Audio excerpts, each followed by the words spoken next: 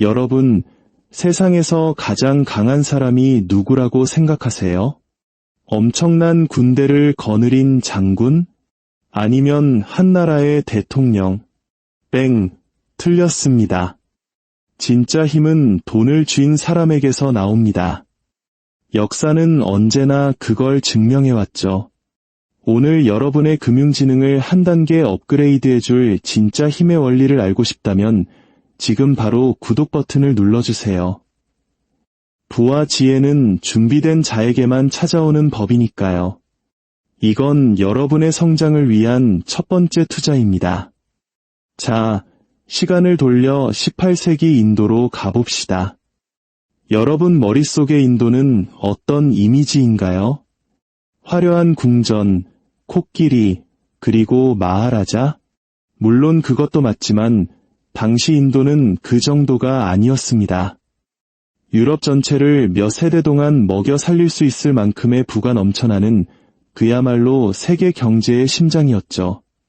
그리고 그 심장의 한가운데 황제들조차 고개를 숙이게 만들었던 금융제국이 있었습니다.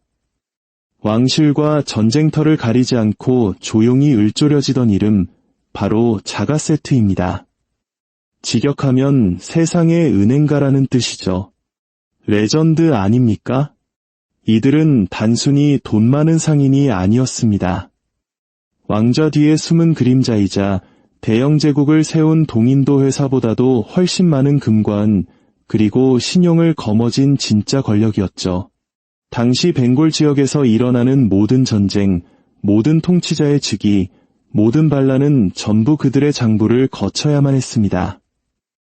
펜 한 번 까딱하는 것으로 누가 왕이 되고 누가 모든 것을 잃을지 결정할 수 있었던 겁니다. 마치 지금으로 치면 삼성이나 현대 같은 재벌 가문이 한국은행의 역할까지 독점하고 있다고 상상해보세요. 소름 돋죠? JP모건과 골드만삭스, 그리고 국가재무부를 하나로 합쳐놓은 존재, 그게 바로 자가세트 가문이었습니다. 그들은 군대에 자금을 대고 델리에서 다카에 이르는 무역로를 안정시켰으며 심지어 왕실의 전쟁 비용까지 보증했습니다. 무굴 제국의 왕자가 병사들에게 월급을 주거나 궁정에서 자기 편을 만들어야 할 때 그는 황제에게 가지 않았습니다. 바로 자가세트의 금고로 달려갔죠. 그런데 여기서 민간 자본의 무서움이 드러납니다. 돈의 목소리가 황제의 목소리보다 커지는 순간 정치는 금융의 논리를 따르게 되거든요. 1730년대에 이르러 이대했던 무굴 제국은 서서히 기울어가고 있었습니다. 벵골의 지방 통치자, 즉 나와브들은 사실상 독립된 왕처럼 행세했고 그 뒤에서는 자가세트 가문이 조용히 실권을 장악하고 있었죠. 제국의 흥망성쇠는 결국 돈의 흐름에 달려 있었습니다. 제국의 부흥에 자금을 댔던 이들이 이제는 제국의 붕괴에 돈을 대려하고 있었던 겁니다. 대체 어떻게 일개 회계장부를 만지던 가문이 제국의 킹메이커가 될 수 있었을까요? 그 해답은 역사상 가장 결정적인 전투와 가장 치명적인 배신 속에 숨어 있습니다. 1757년 화려함의 극치를 달리던 벵골의 수도 무르시다바드에서는 조용한 음모가 피어오르고 있었습니다. 로버트 클라이브라는 젊고 야심만만한 군인이 이끄는 영국 동인도 회사는 더 이상 무역만으로는 만족하지 못했습니다. 그들은 이 땅을, 세금을, 그리고 정치 권력을 원했죠. 하지만 문제가 하나 있었습니다. 동인도 회사는 벵골의 통치자 시라즈 웃다울라를 무너뜨릴 만한 돈도 영향력도 없었습니다. 그냥 군대를 가진 일개 무역 상사에 불과했으니까요. 하지만 자가세트는 그 힘을 가지고 있었습니다.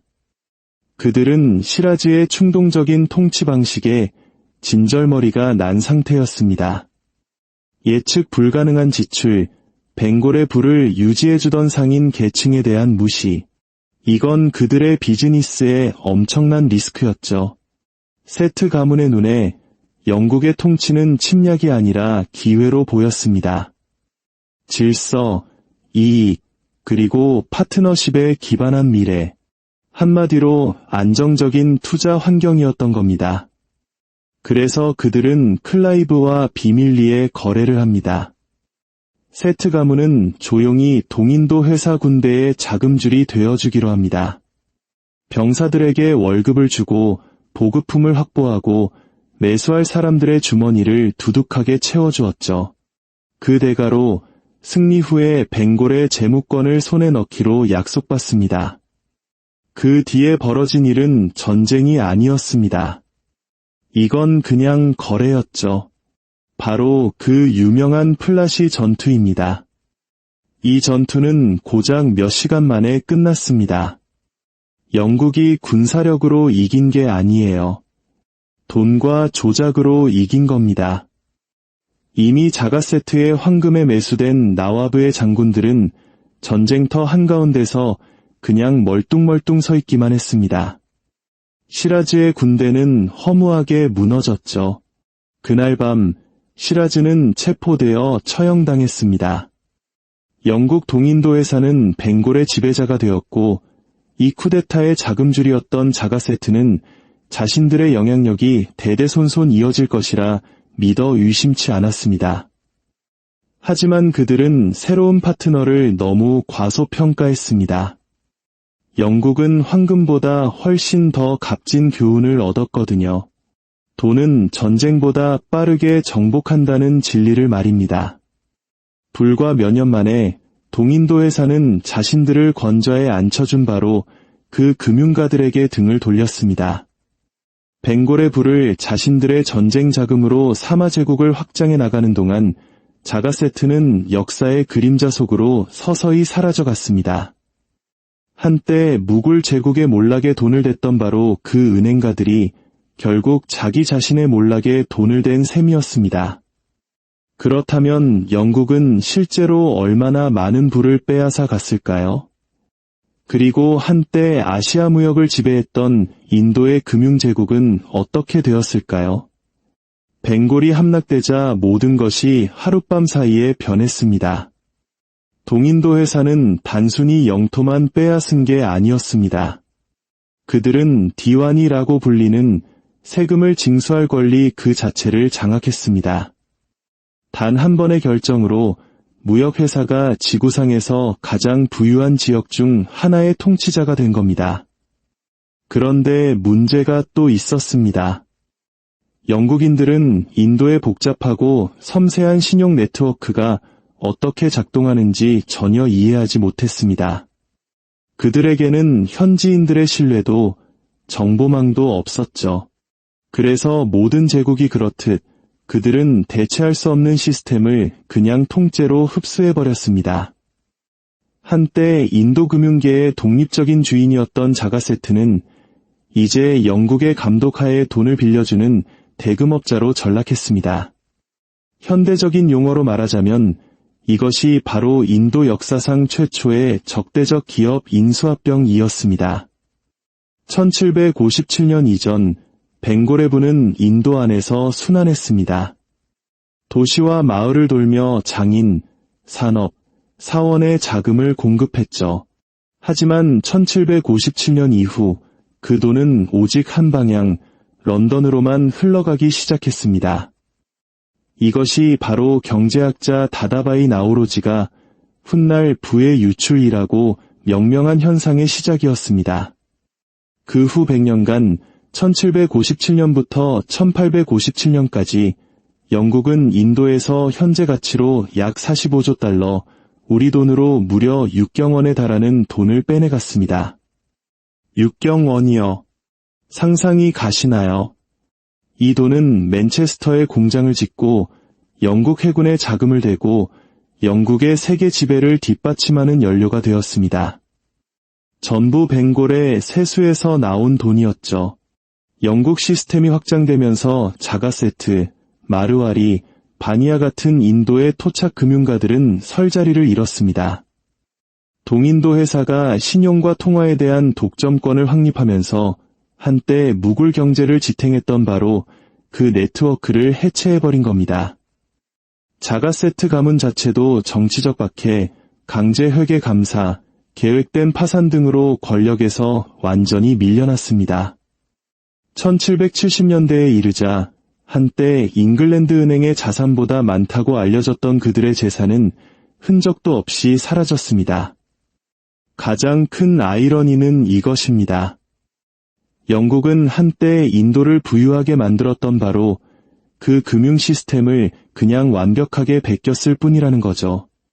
하지만 그들은 그 시스템의 방향을 밖으로 돌려 오직 자신들의 제국으로 부가 흘러 들어가게 만들었습니다. 한때 벵골의 번영을 이끌었던 이익이 이제는 영국의 산업혁명에 자금을 대고 있었습니다. 만약 인도의 금융제국이 독립을 유지했다면 어떻게 됐을까요?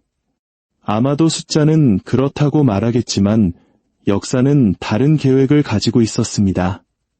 대부분의 교과서가 말해주지 않는 사실이 있습니다. 영국 제국은 스스로 자금을 조달한 게 아닙니다. 인도가 자금을 댔습니다.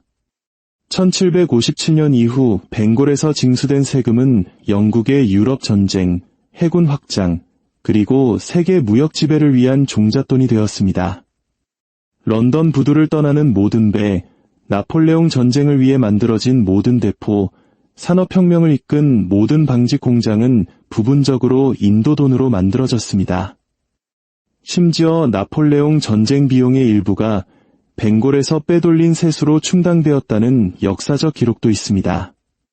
맨체스터와 리버풀의 공장은 인도산 원면으로 돌아갔고 가공된 직물은 다시 그것을 생산한 사람들에게 되팔렸습니다. 이건 완벽한 자기 강화 루프였습니다. 인도의 세금이 영국 군인들에게 월급을 주고 영국 군인들이 영국 무역을 보호하고 영국 무역은 더 많은 인도 세금을 거둘 수 있게 보장했습니다. 이 사이클은 거의 100년 동안 지속되었습니다. 식민지의 부로 자금을 조달하는 우아하면서도 잔인한 제국의 기계였죠. 자가세트의 유산은 그들의 이름이 아니라 그들이 만든 시스템 속에 살아남았습니다. 그들의 분산된 신용 및 신뢰 네트워크는 식민지 금융의 청사진이 되었죠. 한때 벵골의 번영을 건설했던 바로 그 구조가 이제 런던 제국의 동력이 된 겁니다. 그리고 이 모든 것의 가장 큰 아이러니, 영국이 자랑하는 금융혁명, 즉 은행업, 신용 시스템, 회계 방식 등은 유럽에 도달하기 훨씬 전에 이미 인도에서 완성된 형태였다는 사실입니다. 자, 그렇다면 제국의 생명줄인 돈의 흐름이 마침내 마르면 어떻게 될까요? 인도의 부가 더 이상 런던의 은행으로 흘러들어가지 않게 되자 대영 제국은 내부에서부터 균열이 가기 시작했습니다. 1800년대 중반, 한때 세계에서 가장 강력한 기업이었던 동인도 회사는 부패와 탐욕의 무게를 이기지 못하고 스스로 붕괴했습니다. 영국 왕실이 인도를 직접 통치하기 시작했지만 제국의 부흥을 이끌었던 금융 엔진은 이미 식어가고 있었습니다. 인도의 끝없는 무역 흑자 없이는 영국 경제는 정체되었습니다. 전쟁, 철도 건설, 행정 유지 등 제국을 운영하는 비용이 이익을 초과하기 시작한 겁니다. 자가세트가 한 반란의 자금을 대면서 시작되었던 바로 그 사이클이 완벽하게 한 바퀴를 돈 셈입니다. 다시 한번 군대가 아니라 돈이 제국의 운명을 결정했습니다. 그리고 마침내 1947년 영국이 인도를 떠났을 때 한때 세계의 절반을 지배했던 그 제국은 GDP의 200%가 넘는 빚더미 아래에 파묻혀 있었습니다. 이것은 2세기 전 무굴 제국을 파멸시켰던 것과 똑같은 함정이었습니다. 더 이상 자신이 통제할 수 없는 지출 능력에 의존했던 거죠. 제국은 돈을 준 자가 누구인지를 잊을 때 몰락합니다. 무굴 제국에게는 그것이 자가세트였고 대영 제국에게는 채권 시장과 궁극적으로는 미국 달러였죠. 여기서 얻을 수 있는 교훈은 무엇일까요? 역사는 단순히 반복되지 않습니다. 복리로 쌓이죠. 자가세트의 이야기는 단순히 한 가문의 흥망성쇠에 관한 것이 아닙니다. 군사력이 금융 현실을 이길 수 있다고 믿는 모든 제국에게 비춰주는 거울입니다. 역사가 증명한 것이 있다면 아무리 강력한 제국이라도 돈이 떨어지면 살아남을 수 없다는 사실입니다.